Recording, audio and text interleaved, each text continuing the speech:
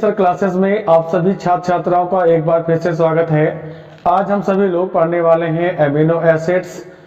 तो सबसे पहले हम लोग क्या कर लेते हैं, इसकी परिभाषा जान लेते हैं कि अमीनो एसिड्स कहते किसे हैं। देखिए ऐसा होता है जब कंपाउंड में NH2 ग्रुप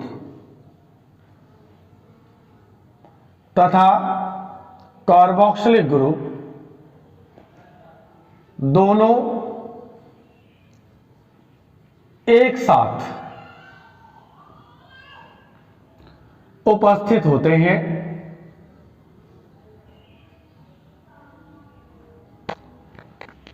तो ऐसे यौगिक को हम लोग क्या कहते हैं, उन्हें एमिनो एसिड कहते हैं। तो उन्हें एमिनो एसिड्स कहते हैं।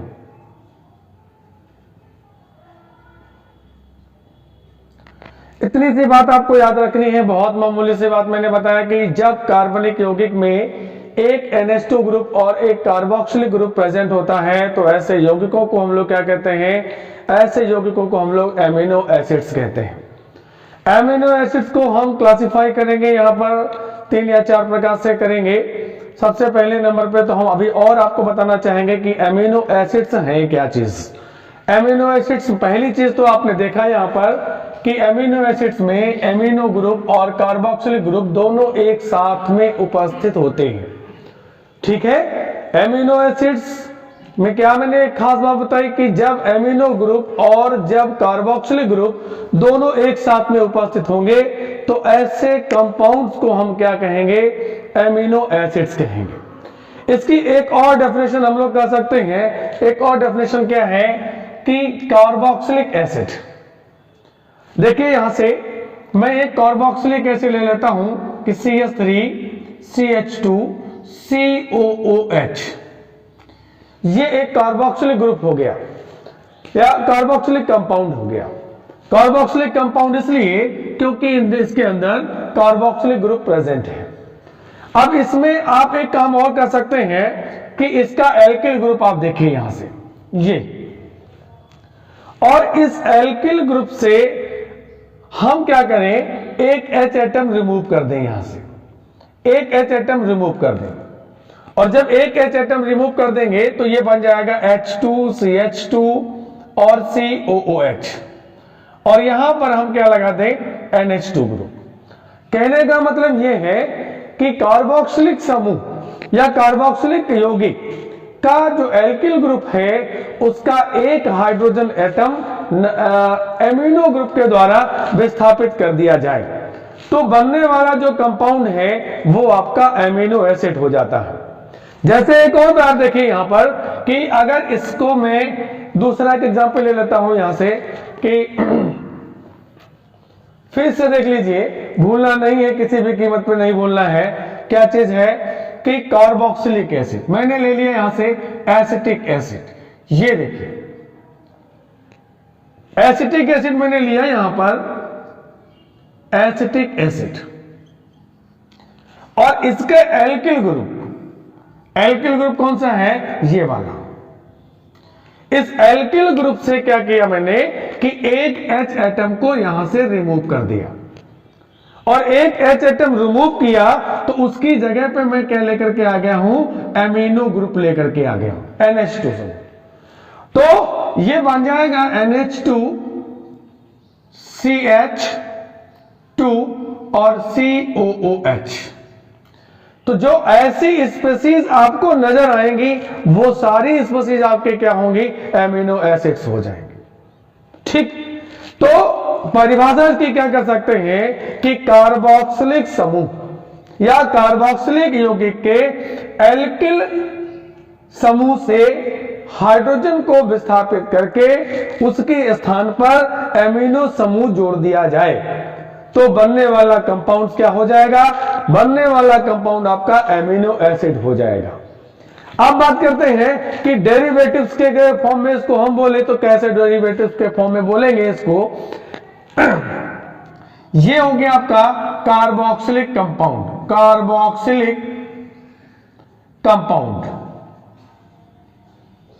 और कार्बोक्सिलिक कंपाउंड का क्या है, एल्किल के एमिनो डेरिवेटिव्स, एल्किल के एमिनो डेरिवेटिव्स व्युत्पन्न, कार्बोक्सिलिक यौगिक के एल्किल के एमिनो व्युत्पन्न को हम क्या कहेंगे, एमिनो एसिड्स बोलेंगे।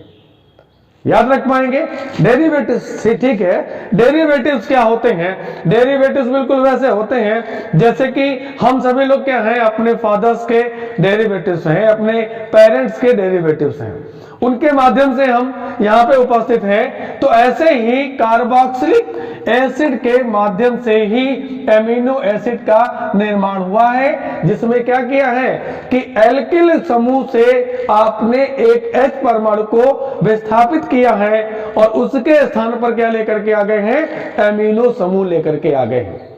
तो ये डेरिवेटिव्स किसके हो गए, कार्बोक्सिलिक अम्ल के एल्किल के एमिनो डेरिवेटिव्स हैं, ठीक है। तो अब चलिए देखते हैं, इसके आगे हम लोग क्या करेंगे, इसका वर्गीकरण पढ़ते हैं, क्लासिफिकेशन इसका पढ़ लेते हैं। देखिए बहुत इंपॉर्टेंट है, मैं इसमें आपको तरीके भी बताऊंगा कैसे इसको याद रखना है। पहले नंबर पर क्लासिफिकेशन जो हम करने वाले हैं, वर्गीकरण, इसका क्लासिफिकेशन सबसे पहले मैं करने वाला हूं कि एमिनो समूह की स्थिति के आधार पर, एमिनो समूह की पोजीशन के आधार पर, एमिनो समूह की स्थिति के आधार पर इसका वर्गीकरण हम लोग कर लें। सबसे पहले तो सबसे पहले यही है, देखिए क्या करते हैं कि इसको हम 3 वर्ग में वर्गीकृत कर लेते हैं। 3 प्रकार से वर्गीकृत करेंगे। कितने, 3 प्रकार से, 3 प्रकार से वर्गीकृत करते हैं।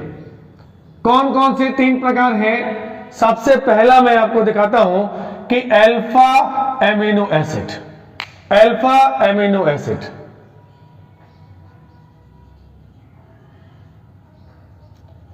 Alpha amino acid.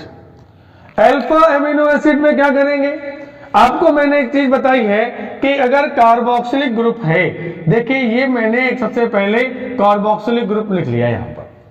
Carbonyl group के नजदीक वाला जो कार्बन होता है वो हमेशा क्या होता है, अल्फा होता है। तो यहां से देखिए ये तो हो गया अल्फा कार्बन, और इसी कार्बन से क्या जुड़ा हुआ है, NH2 ग्रुप। ये ध्यान से देखिए, इसकी बाकी वैलेंसी हम कंप्लीट कर लेते हैं हाइड्रोजन के द्वारा। अल्फा कार्बन पर NH2 समूह उपस्थित है। ध्यान से देखिए, इस कंपाउंड में आपको 2 चीजें नजर आती हैं। पहली चीज क्या है कि कार्बोक्सिलिक ग्रुप, ये देखिए, और दूसरी चीज क्या है, NH2 ग्रुप, जिसको कहते हैं एमिनो समूह। NH2 ग्रुप और COOH ग्रुप दोनों जब एक साथ में होते हैं तो ऐसे यौगिकों को हम लोग क्या कहते हैं, ऐसे यौगिकों को हम लोग एमिनो एसिड्स कहते हैं। क्योंकि एमिनो समूह अल्फा कार्बन पर लगा हुआ है तो ऐसे को बोलेंगे हम क्या, अल्फा एमिनो एसिड। मतलब कि अल्फा कार्बन पर, कार्बन एटम पर NH2 समूह जुड़ा होता है,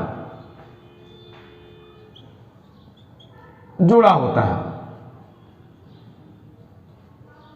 तो उन्हें हम क्या कहते हैं, अल्फा एमिनो एसिड्स। इसी के रिस्पेक्ट में दूसरा देखिए कि beta amino acid, beta amino acid. Beta amino acid में क्या होगा, आप समझ जाएंगे कि बीटा कार्बन पर, बीटा कार्बन एटम पर कौन सी चीज जुड़ेगी, NH2 समूह जुड़ेगा, तो उसे हम क्या बोलेंगे, उसे बोलेंगे बीटा एमिनो एसिड। अच्छा, इसका नाम भी जानना चाहते हैं, नाम बताना चलो भूल गए हैं, नाम देख लीजिए, इसका क्या हो जाएगा, इसका नाम हो जाएगा अल्फा एमिनो, और फिर कितने कार्बन है? 2 हैं। और ये ग्रुप किसके लिए क्या लगाते हैं? ओइक एसिड।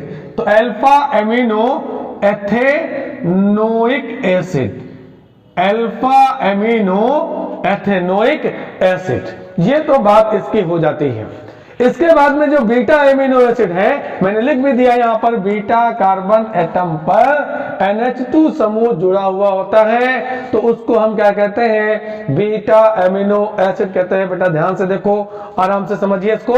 देखिए यहां से पहले नंबर पे हमने क्या किया, एक मैंने कार्बोक्सिलिक ग्रुप लगा दिया।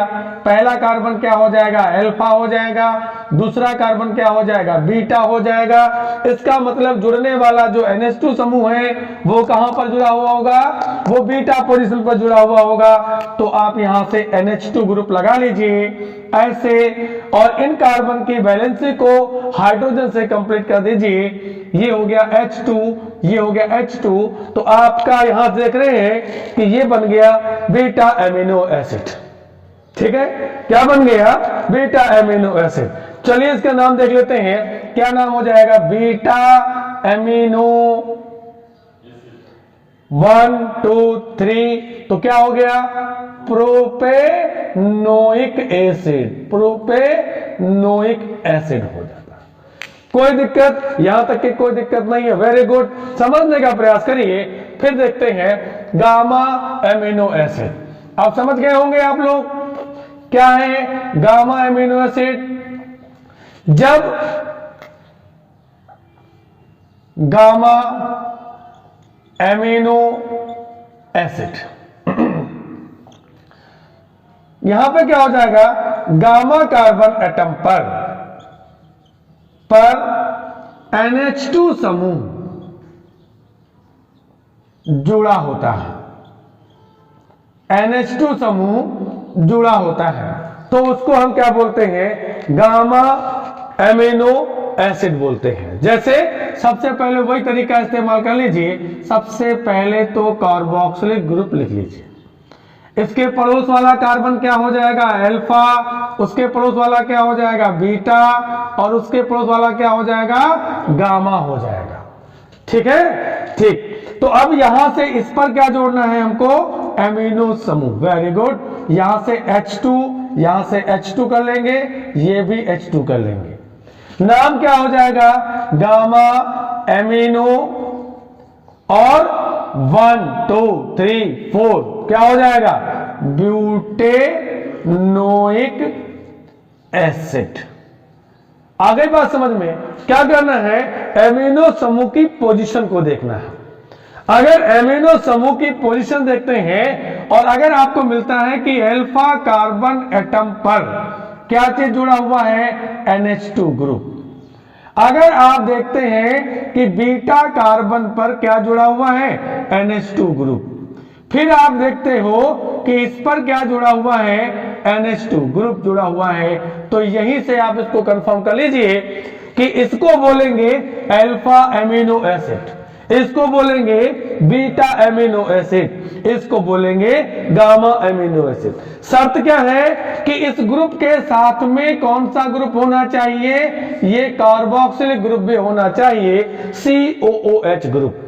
यहां पर बीटा कार्बन पर क्या जुड़ा होगा? NH2, और एक उसी में जुड़ा हुआ होगा COOH ग्रुप, तो हो जाएगा आपका बीटा एमिनो एसिड। इसी प्रकार से गामा एमिनो एसिड। इस प्रकार से आपने 2 प्रकार के 3 प्रकार के एमिनो एसिड यहां पर पढ़ लिए। इसके बाद में हम लोग देखने वाले हैं कि प्रकृति के आधार पर इसका वर्गीकरण करेंगे। कैसा करेंगे? प्रकृति के आधार पर। किसी यौगिक की 3 प्रकृति हो सकती हैं, अम्लीय प्रकृति, क्षारीय प्रकृति और उदासीन प्रकृति। तीनों प्रकृति हम लोग यहां पे पढ़ने वाले हैं कि एमिनो एसिड को प्रकृति के आधार पर कितने प्रकार से वर्गीकृत करेंगे। तो ये क्लासिफिकेशन नंबर 2 है। क्या है? प्रकृति के आधार पर, प्रकृति के आधार पर। इसके आधार पर भी ये कितने प्रकार के होते हैं? ये 3 प्रकार के होते हैं। 3 प्रकार के होते हैं। 3 प्रकार के होते हैं। कौन कौन से 3 प्रकार हैं? सबसे पहला हम लोग लिखेंगे अम्लीय प्रकृति।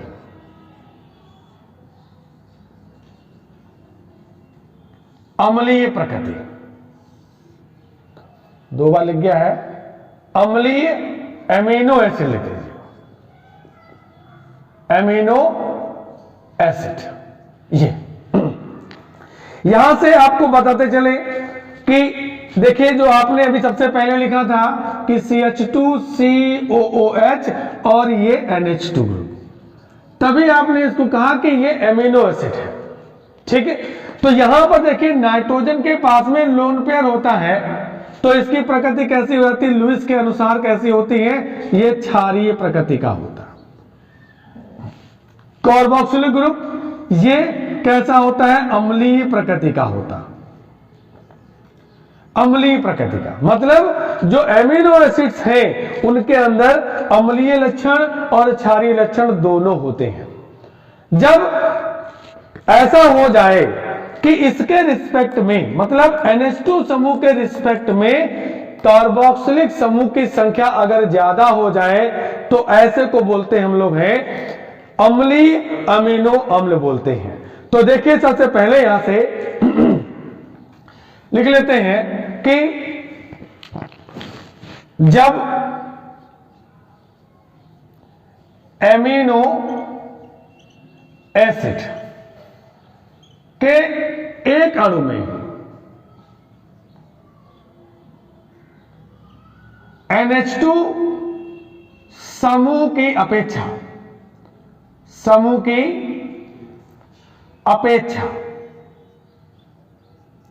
कार्बोक्सिलिक समूह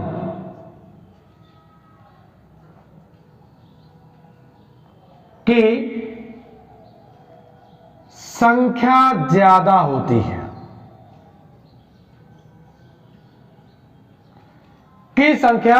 ज्यादा होती है, तो फिर उसको हम क्या कहते हैं? उसको बोलते हैं अम्लीय एमिनो एसिड बोलते हैं। इसको हम किस प्रकार से लिख सकते हैं वो चीज भी देख लीजिए। इसको हम ऐसे भी लिख सकते हैं, सामान्य तौर पर CH2 का होल N कर सकते हैं, CH और COOH, यहां से NH2। तो अब आप देख लो कि यहां पर NH2 समूह तो एक ही है और कार्बोक्सिलिक समूह कितने हैं? 2 हैं।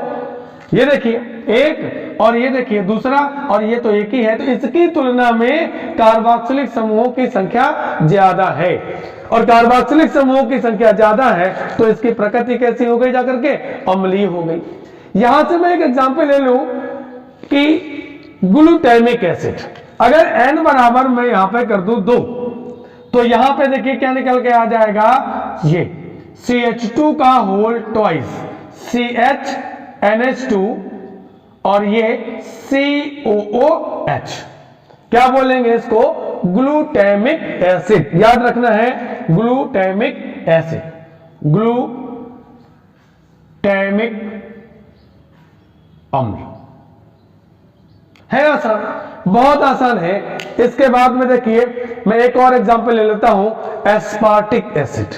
एस्पार्टिक एसिड में देखिए अगर मैं यहां पे कर दूं कि N = 1, तो COOH CH2 CH, यहां से लगा दिया NH2 और यहां पे लगा लिया मैंने कार्बोक्सिलिक ग्रुप। यहां पर भी देखिए कि NH2 अकेला है, कार्बोक्सिलिक समूह कितने हैं? 2 हैं, इसलिए इसको क्या बोलेंगे? अम्लीय एमिनो एसिड बोलेंगे। इसका नाम है एस्पार्टिक एसिड। Aspartic acid. मुझे लगता है कि आपको अम्लीय अमीनो एसिड समझ में आ गया होगा। अगर किसी को दिक्कत हो रही है, मुस्कुराओ नहीं, हाँ सोच लो मुस्कुरा दिया तो फिर फेंक के मारूंगा भी, ऐसा लगेगा पान वान खाया हो।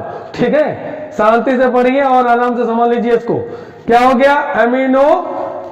एमिनो एसिड का ये कौन सा टाइप है? ये अम्लीय एमिनो एसिड हो गया। इसके बाद में हम लोग पढ़ते हैं क्षारीय एमिनो अम्ल। तो क्षारीय एमिनो अम्ल में आप जानते हो कि क्या हो जाएगा? क्षारीय एमिनो अम्ल में अब की बार COOH, मतलब कार्बोक्सिलिक समूह की तुलना में NH2 समूह की संख्या क्या होगी? ज्यादा होगी। कैसे ज्यादा होगी? देखिए यहां से मैं लिख देता हूं,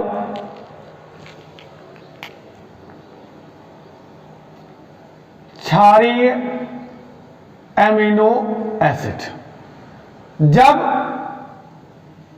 कार्बोक्सिलिक समूह की तुलना में NH2 समूह की संख्या ज्यादा होती है, तो उसे क्या बोलते हैं हम लोग हैं? उसे हम लोग बोलते हैं क्षारीय एमिनो एसिड। इसका भी लिखने का तरीका देखिए क्या है। इसमें आपको केवल एक काम कर लेना है, जो पहले यहां पर COH ग्रुप था उसकी जगह पर क्या ले आना है? उसकी जगह पर NH2 ग्रुप ले आना है, और इस प्रकार से हम लोग इसको लिख सकते हैं। इसके लिए देखिए मैं एक एग्जांपल ले लेता हूं। देखिए क्या करेंगे, यहां से if n is equal to, मैं 4 कर लूं यहां से, तो एक एग्जांपल बनेगा मेरे पास ग्लाइसिन का। ये 4 कर लिया, ये CH, ये NH2 और ये COOH। आप तुलना करें यहां पर कि कार्बोक्सिलिक समूह की तुलना में NH2 समूह की संख्या ज्यादा है। ग्लाइसिन नहीं, लाइसिन बोलेंगे इसको, लाइसिन। ये हो गया लाइसिन का एग्जांपल। तो जल्दी में आपने देख लिया यहां से कि आपने 2 प्रकार के एमिनो एसिड पढ़ लिए यहां पर, कि एक तो आपका हो गया अम्लीय, एक हो गया आपका क्षारीय, और एक हो गया आपका अगला जो पढ़ने जा रहे हैं वो आपका हो जाएगा उदासीन अमीनो अम्ल। देखिए उदासीन, ये हो गया आपका तीसरा। उदासीन अमीनो अम्ल में क्या होगा? जब कार्बोक्सिलिक समूह की संख्या किसके बराबर हो जाएगी? NH2 समूह की संख्या के बराबर हो जाएगी। NH2 समूह की संख्या से न कम न ज्यादा क्या होगी? बराबर होती है, तो उसे क्या बोलेंगे हम? उदासीन अमीनो अम्ल। जब कार्बोक्सिलिक समूह की संख्या NH2 समूह की संख्या के बराबर होती है तो उसे बोलते हैं हम लोग, क्या बोलते हैं? उदासीन अमीनो अम्ल। जैसे एक एग्जांपल देखिए, ग्लाइसिन का एग्जांपल देखते हैं कि CH2 COOH और ये देखिए NH2, ग्लाइसिन। ठीक, दोनों देखिए, एक कार्बोक्सिलिक ग्रुप तो एक NH2 ग्रुप। तो इस प्रकार से तो यहां से हम ये भी कर सकते हैं। एक और एग्जांपल लिखना चाहते हैं तो मैं एक और बता देता हूं, चलिए ठीक है, अच्छी बात है।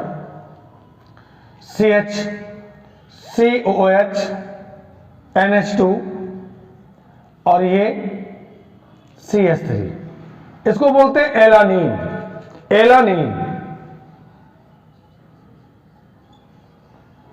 यहां पर भी देखिए ये NH2 समूह एक और एक ही कार्बोक्सिलिक समूह, NH2 कार्बोक्सिलिक समूह एक और NH2 समूह एक, तो दोनों की संख्या क्या है? यहां पर बराबर है, इसलिए इसको हम लोग क्या बोलेंगे? इसलिए इसको हम लोग बोलेंगे कि उदासीन अमीनो अम्ल है। अमीनो अम्ल आपने अभी तक पढ़े, कितने टाइप के क्लासिफिकेशन मैंने किए? 2 प्रकार से किया।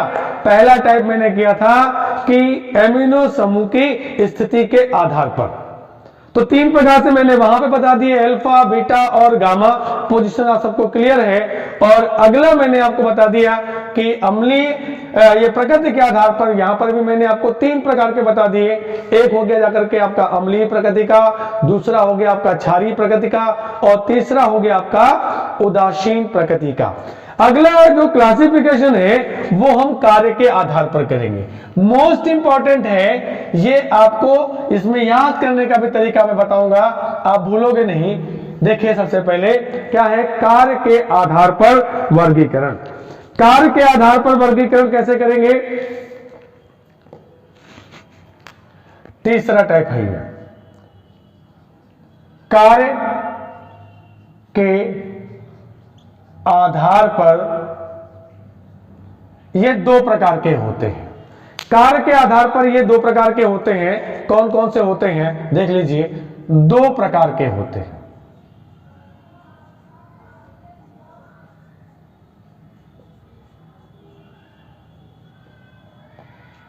नंबर एक, आवश्यक एमिनो अम्ल।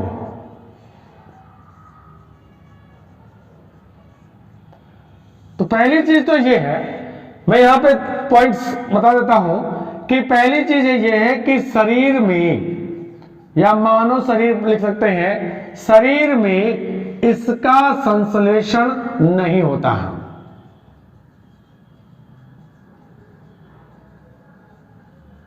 नहीं होता, मतलब ये शरीर में नहीं बनते हैं। तो फिर बनेंगे कहां से? भोज्य पदार्थ, भोज्य पदार्थों से प्राप्त होते हैं। तीसरी चीज यह है कि इसकी अगर कमी हो जाए शरीर में तो व्यक्ति रोगी हो जाता है और मृत्यु भी हो जाती है। कमी से व्यक्ति रोगी हो जाता है और उसकी मृत्यु भी हो जाती है।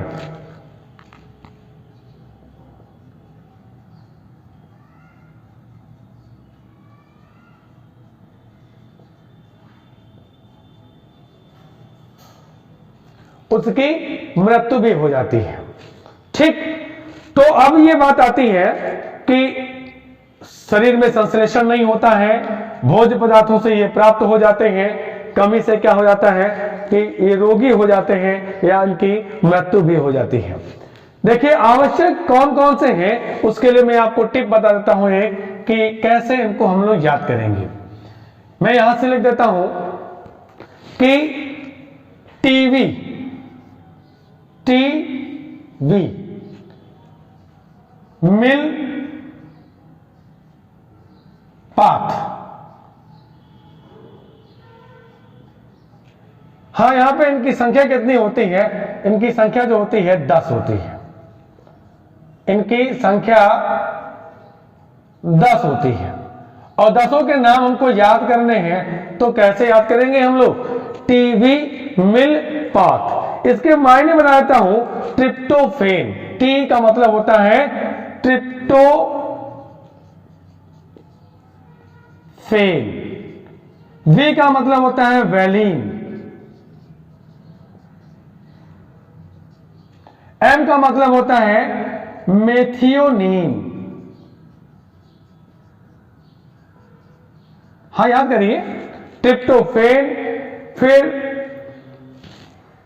वैलिन, फिर मेथियोनीन, फिर आइसोल्यूसिन। आई का मतलब है आइसोल्यूसिन,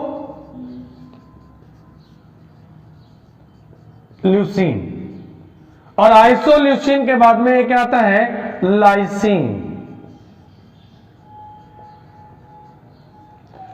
लाइसिन और लाइसिन के बाद में आता है leucine.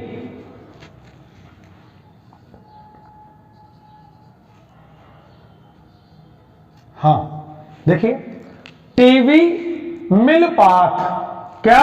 TV mill path. T for tryptophan, V for valine, M for methionine, I for isoleucine, L for lysine, L for leucine. चाहे तो इसको पहले कर लो, ल्यूसीन तब लाइसिन, याद करने में आसान रहेगा। ये हो गया जाकर के आपका पी फॉर आप बताइए यहां से फेनिल एलानीन।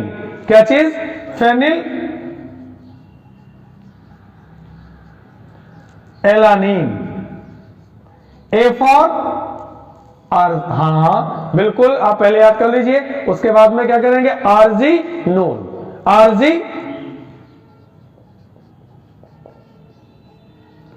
आर्जिनोन।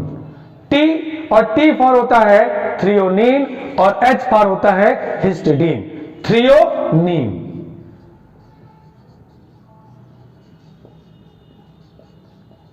और एच फॉर होता है हिस्टिडीन।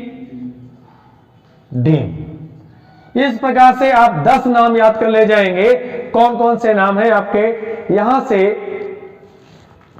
आर्जिनिन होता है, आर्जिनिन। हाँ, आवश्यक एमिनो एसिड्स कौन से हो गए जाकर के? जो शरीर में नहीं बनते हैं, जिनकी कमी से क्या होता है, व्यक्ति रोगी हो जाता है, उसकी मृत्यु हो जाती है। ये मिलते कैसे हैं? ये मिलते भोज्य पदार्थों से हैं और इनकी संख्या कितनी होती है? 10। यहां पर ऑब्जेक्टिव क्वेश्चन भी आपको एक मिल सकता है। क्या है? TV mill path, T for tryptophan, V for valine, M for methionine, I for isoleucine, L for lysine, L for leucine, P for phenylalanine, A for arginine, T for threonine और H for histidine। ये तो हो गए आपके आवश्यक amino acid. इसके बाद में मैं आपको बता देता हूं कि अनावश्यक एमिनो एसिड की संख्या भी 10 होती है, जिनकी हमको आवश्यकता नहीं होती है। अनावश्यक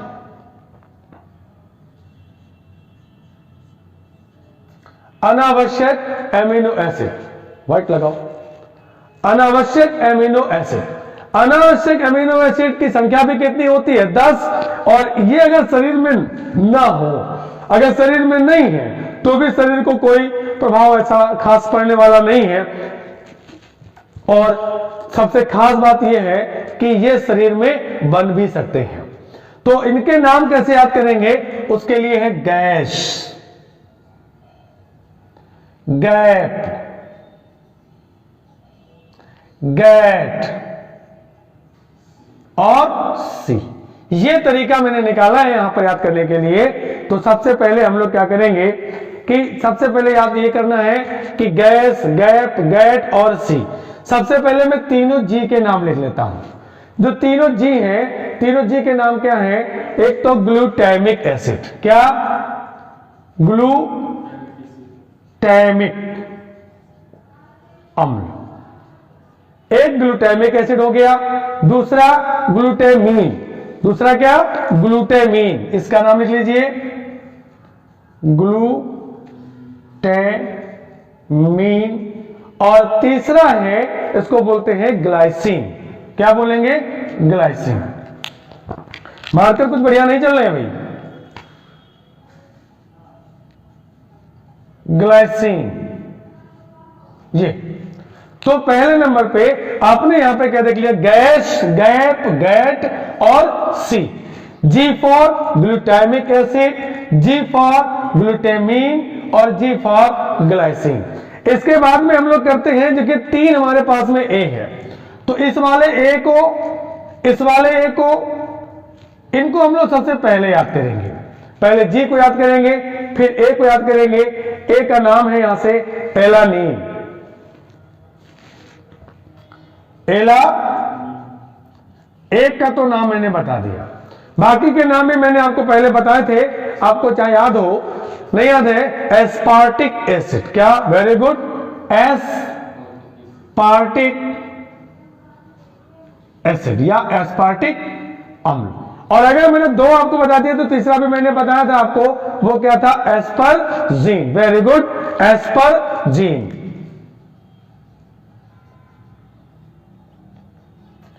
तो 6 तो आपको नाम ऐसे ही याद हो गए। एस का मतलब होगा सेरीन, एस तो हो गया सेरीन। और पी का मतलब हो जाता है, जानते हो? बताओ कोई लोग अगर। हाँ, वेरी गुड, प्रोलीन। क्या नाम होगा? प्रोलीन।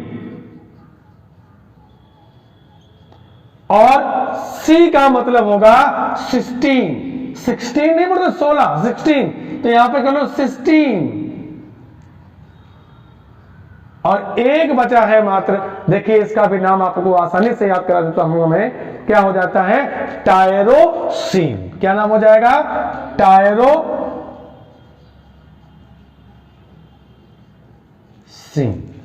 तो इस प्रकार से आप देख रहे हैं कि मैंने आपको कार्य के आधार पर 2 प्रकार के एमिनो एसिड बताए हैं।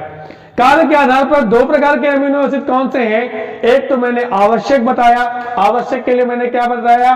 TV mill path, TV mill path. तो इसके भी आपको नाम मैंने बता दिए हैं, tryptophan, valine, methionine, isoleucine, leucine, lysine और फेनिल एलानिन, आर्जिनिन और थ्रियोनिन और क्या बताया, हिस्टिडीन। ये आपको आवश्यक एमिनो एसिड्स हो गए जिनको शरीर की आवश्यकता है, जिनकी कमी से शरीर में रोग उत्पन्न हो सकते हैं और जिनकी कमी से व्यक्ति मर भी सकता है, उसका हैप्पी बर्थडे टू यू भी हो सकता है। इसलिए आपको ये याद रखने, एक एग्जाम्पल इसमें से एक कोई क्वेश्चन परीक्षा में जरूर मिलेगा यहां से।